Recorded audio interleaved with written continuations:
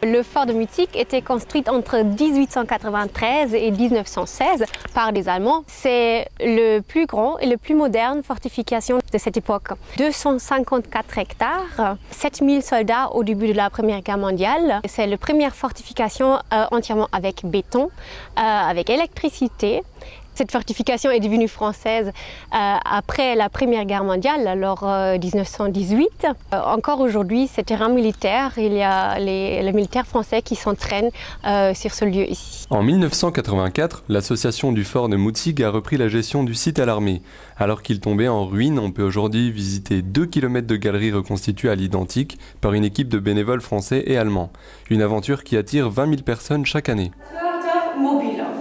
En 30 ans, nous avons donc transformé 10% de ce fort en la seule fortification allemande d'avant la Première Guerre mondiale entièrement restaurée. À l'entrée du fort, l'association reconstitue le Namenstein, monument construit par les Allemands à l'époque et symbole de l'histoire du site. Le Namenstein, c'est le monument historique qui a été construit en vue de l'inauguration du fort en 1896, au mois d'octobre 1996. Donc pour le fin du mois, fin de ce mois-ci, ça sera complet. Et donc on va l'inaugurer en grande pompe avec nos invités. Ce projet, avec une exposition et un spectacle à venir, bénéficie d'un label national à l'occasion du centenaire de la Grande Guerre. Les 90 bénévoles de l'association espèrent un coup de projecteur sur le site qui pourrait doubler sa fréquentation. Autrefois un lieu de guerre, le fort de Mutzig illustre aujourd'hui l'amitié franco-allemande à travers des œuvres sociales non lucratives. On a du partenariat avec des associations essentiellement d'insertion.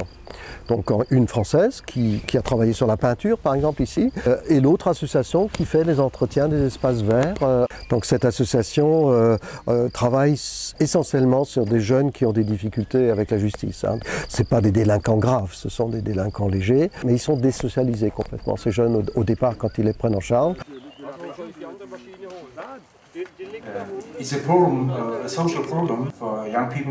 Il s'agit d'un programme social pour des jeunes personnes qui ont eu une condamnation judiciaire auparavant.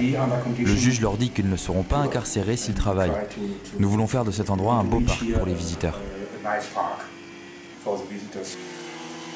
Tous les milliers de visiteurs qui défilent là, on leur parle de ces personnes, quand elles les voient travailler, quand on leur explique, ça a été fait par une association, donc très valorisant et très motivant par rapport à des personnes qui sont souvent un petit peu déconnectées de la réalité sociale d'aujourd'hui. Un projet humain qui fait de cet ancien complexe militaire une image concrète de l'expression « plus jamais ça », près d'un siècle après la Grande Guerre. Souvent il me plaît de dire que nous avons réussi à retourner à 180 degrés la mission initiale. C'est la magie du lieu.